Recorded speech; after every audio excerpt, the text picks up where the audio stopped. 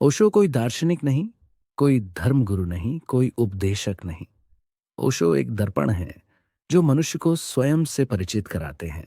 उनकी पूरी शिक्षा 3 शब्दों में है: जागरूकता, प्रेम और मौन। बाकी सब इन्हीं का विस्तार है।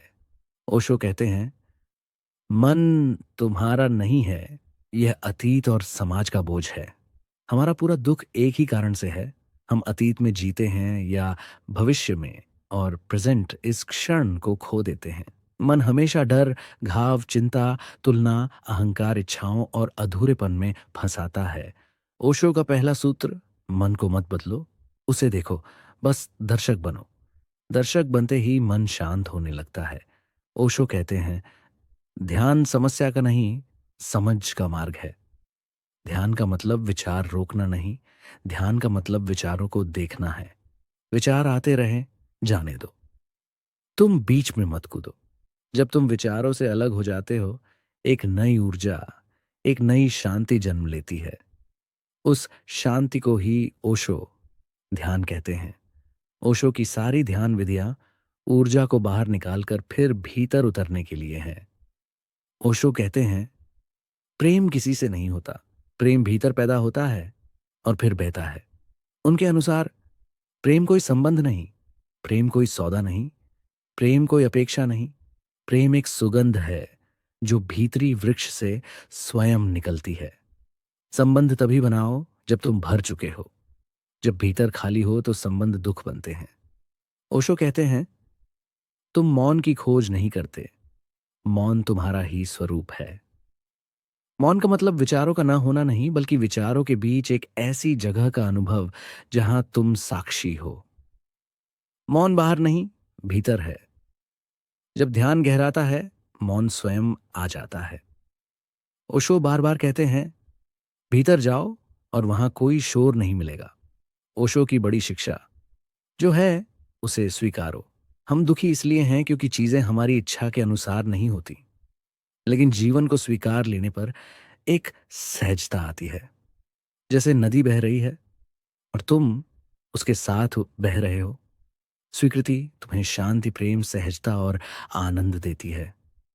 ओशो कहते हैं, स्वतंत्रता वह नहीं कि तुम जो चाहो करो। स्वतंत्रता वो है कि तुम जिसे नहीं करना चाहते, उसे करने की मजबूरी ना हो। 3 स्तर हैं। एक, शारीरिक स्वतंत्रता 2, मानसिक स्वतंत्रता 3, आध्यात्मिक स्वतंत्रता, असली स्वतंत्रता तीसरी है। जब तुम अपने मन के गुलाम नहीं रहते।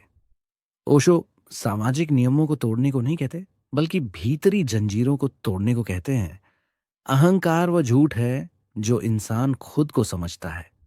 ओशो कहते हैं, अहंकार है ही नहीं, यह भय का निर्माण है। अहंकार की जरूरत तब पड़ती है जब व्यक्ति भीतर से खाली हो। जैसे ही कोई व्यक्ति भीतर जागरूक होता है, अहंकार खुद गिर जाता है। ओशो कहते हैं, आनंद लक्ष्य नहीं, स्वाभाविक स्थिति है। लेकिन हम दुखी इसलिए हो जाते हैं क्योंकि हमने स्वयं को विचारों, डर, इच्छाओं और अपेक्षाओं में बांध लिया है। जैसे ही इन बंधनों को देखा जाता है, आनंद खिल जाता है। जैसे बादल हटें तो सूरज खुद निकल आता है। ओशो कहते हैं, धर्म का मतलब पूजा नहीं, धर्म का मतलब है अपने भीतर प्रकाश खोजना। सच्चा धर्म है जागरूकता, प्रेम, मौन, सत्य, आत्मस्वीकृति, स्वतंत्रता।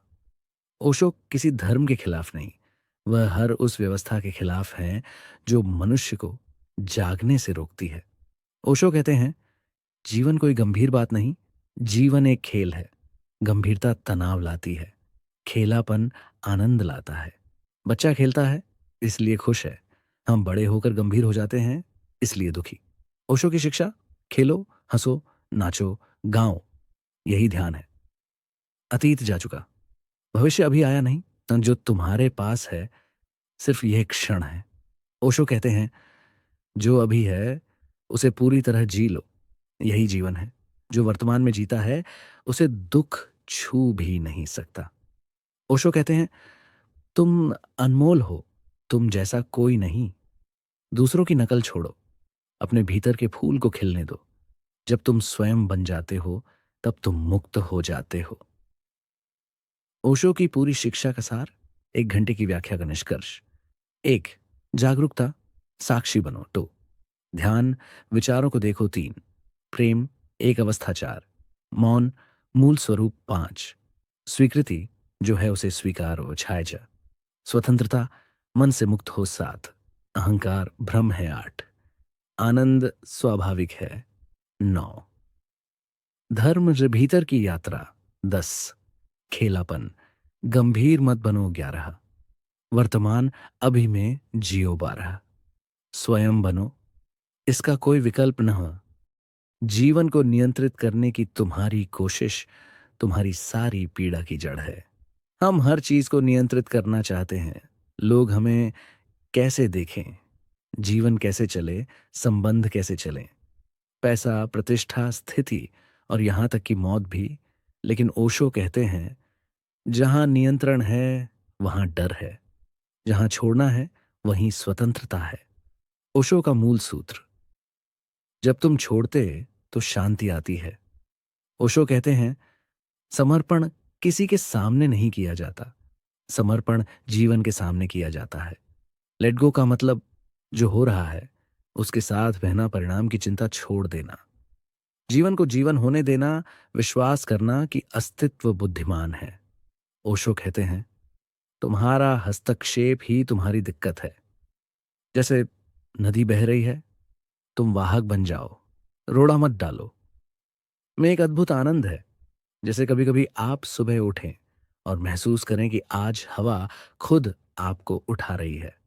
ओशो कहते हैं, मनुष्य संबंध इसलिए बनाता है क्योंकि वह अकेलेपन से डरता है, लेकिन ये संबंध इच्छाओं, अपेक्षाओं, मांगों और चोटों की जंजीर बन जाते हैं। ओशो कहते हैं, पहले अकेले रहना सीखो, फिर संबंध फलता है। क्योंकि जो अकेले रह सकता है वही प्रेम दे सकता है, वही स्वतंत्रता दे सकता है, वही सम्मान देता है, वही गहराई के साथ जीता है। ओशो कहते हैं, अकेलापन समस्या नहीं, अकेलापन एक ताकत है। जो प्रेम दो मजबूत स्वतंत्र व्यक्तियों के बीच होता है वही सच्चा प्रेम है। ओशो ने सेक्स को नए तरीके से समझाया।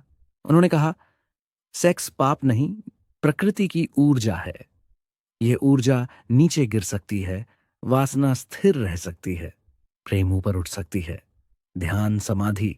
ओशो कहते हैं, जब सेक्स प्रेम बनता है तो वह धीरे धीरे करुणा, कंपैशन में बदलता है, और करुणा ध्यान के द्वार खोलती है।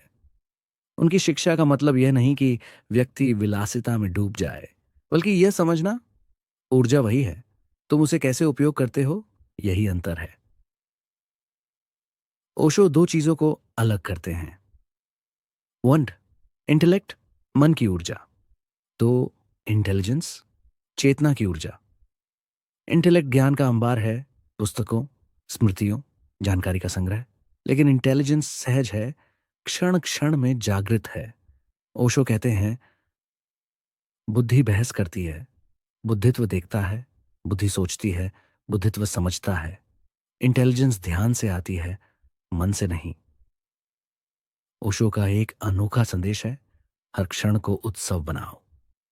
क्यों? क्योंकि जीवन क्षण भंगुर है, हर सांस एक उपहार है, हर सुबह एक चमत्कार है। अस्तित्व तुम्हारे साथ नृत्य कर रहा है। ओशो कहते हैं, जिसे नाचना आ जाए उसे जीना आ गया। नृत्य का मतलब शरीर हिलाना नहीं, नृत्य का मतलब है अस्तित्व की लय में बहना। एक व्यक्ति जो जीवन को मनाता है वह उदासी, बोरियत, खालीपन से बाहर निकल आता है। भाग 19, मृत्यु। ओशो का सबसे क्रांतिकारी दृष्टिकोण। ओशो कहते हैं, मृत्यु अंत नहीं है, मृत्यु परिवर्तन है। मृत्यु फूल का झड़ना है ताकि बीज जन्म ले। मृत्यु तकलीफों नहीं, मृत्यु प्रकृति का रहस्य है। ओशो कहते हैं, जो मृत्यु से डरता है वह जीवन जी ही नहीं सकता। मृत्यु का सामना जागरूकता से करो तो भय खत्म हो जाता है और जीवन गहराई से खिल उठता है। ओशो की सारी शिक्षा का सार, बी ए विटनेस, साक्षी बनो। क्यों? क्योंकि साक्षी सुख दुख से अलग होता है, साक्षी शरीर विचारों से अलग होता है, साक्षी अहंकार को गिरा देता है। साक्षी ध्यान का द्वार है। जब तुम साक्षी बनते हो, तुम मन से अलग हो जाते हो और तभी पहली बार तुम स्वयं को जान पाते हो। ओशो ने एक 112 ध्यान विधियां समझाई। हर एक का उद्देश्य मन को बीच में से हटाना। ध्यान की 3 अवस्थाएं। 1, कर्म एक्सप्रेशन, तेज सांसें, नृत्य, हंसी, रोना, गुस्से को बाहर फेंकना ताकि ऊर्जा हल्की हो जाए। 2, साक्षी अवेयरनेस, ऊर्जा देखने लगती है। 3, मौन साइलेंस, ऊर्जा रुकती है और भीतर उतरती है। इससे तनाव समाप्त, अहंकार पिघलता, प्रेम बढ़ता, मन शांत, चित्त प्रसन्न और व्यक्ति ध्यानमय हो जाता है। ओशो कहते हैं, प्रार्थना कोई मांग नहीं है, प्रार्थना कृतज्ञता है। जिस दिन तुम कृतज्ञ हो जाते हो, जीवन बदल जाता है। क्योंकि जहां कृतज्ञता है वहां शिकायत नहीं, जहां प्रेम है वहां डर नहीं, जहां करुणा है वहां हिंसा नहीं। ओशो कहते हैं, करुणा सबसे उच्च ऊर्जा है। ओशो का अंतिम संदेश, सत्य ये तुम्हारे भीतर है। तुम्हें कहीं जाने की जरूरत नहीं। तुम्हारे अंदर आनंद, मौन, प्रेम, स्वतंत्रता, बुद्धत्व सब पहले से मौजूद है। कभी कभी तुम बाहर खोजते खोजते थक जाते हो और लौटकर भीतर आते हो और पाते हो कि तुम स्वयं वही हो जिसे तुम खोज रहे थे। ओशो कहते हैं, घर लौटो, भीतर लौटो, यही धर्म है। 2 घंटे के विस्तार का निष्कर्ष, ओशो की पूरी शिक्षा को संक्षेप में कहा जाए तो 1, जागरूकता 2, साक्षी भाव 3, ध्यान 4, प्रेम 5, मौन 6, स्वतंत्रता 7, स्वीकृति 8, उत्सव 9, करुणा 10। स्वयं को जानना ओशो की शिक्षा धर्म नहीं, एक जीवन शैली है। ओशो कहते हैं, मन तुम्हारा नहीं है, यह हजारों वर्षों का कचरा है। मन हमेशा अतीत में भागता है, भविष्य में चिंता करता है, तुलना करता है, इच्छाएं बनाता है, डर पैदा करता है। इसीलिए दुख पैदा होता है। ओशो कहते हैं, मन को बदलो मत, उसे देखो। जो व्यक्ति अपने विचारों को देखना सीख लेता है वह धीरे धीरे मन से अलग हो जाता है। उसी का नाम है जागरूकता। ध्यान का मतलब बैठकर विचार रोकना नहीं, ध्यान का मतलब है विचारों को देखने की कला। ओशो कहते हैं, विचारों को रोकना, गलत विचारों से लड़ना, गलत विचारों को दबाना, गलत, सही क्या है देखना, साक्षी बनना, अलग रहना। जब तुम विचारों को देखते हो वे धीमे पड़ने लगते हैं, धीमे धीमे रुक जाते हैं। रुकते ही भीतर मौन उतरता है। यही ध्यान है। ओशो कहते हैं, प्रेम कोई संबंध नहीं, प्रेम एक अवस्था है। हम प्रेम को दूसरे व्यक्ति से जोड़ते हैं, पर ओशो कहते हैं, पहला प्रेम स्वयं से, फिर जीवन से, फिर अस्तित्व से, फिर दुनिया से, फिर किसी व्यक्ति से। यदि अंदर प्रेम न हो तो बाहर प्रेम केवल अपेक्षा बन जाता है। ओशो का प्रेम मतलब स्वतंत्रता, सम्मान, स्वीकृति, करुणा बिना मांग के देना, यही संबंधों को सुंदर बनाता है। ओशो कहते हैं, मौन कोई क्रिया नहीं, मौन तुम्हारा स्वभाव है। विचार शोर है, लेकिन वह शोर तुम्हारा नहीं। तुम्हारी असल प्रकृति मौन है। जब मन शांत होता है तो अंदर एक शांति फैलती है जिसे शब्दों में नहीं कह सकते। वही मौन तुम्हें तुम्हारे असली स्वरूप से मिलाता है। सबसे बड़ा दुख ये है कि हम जीवन को अपनी इच्छा अनुसार चलाना चाहते हैं।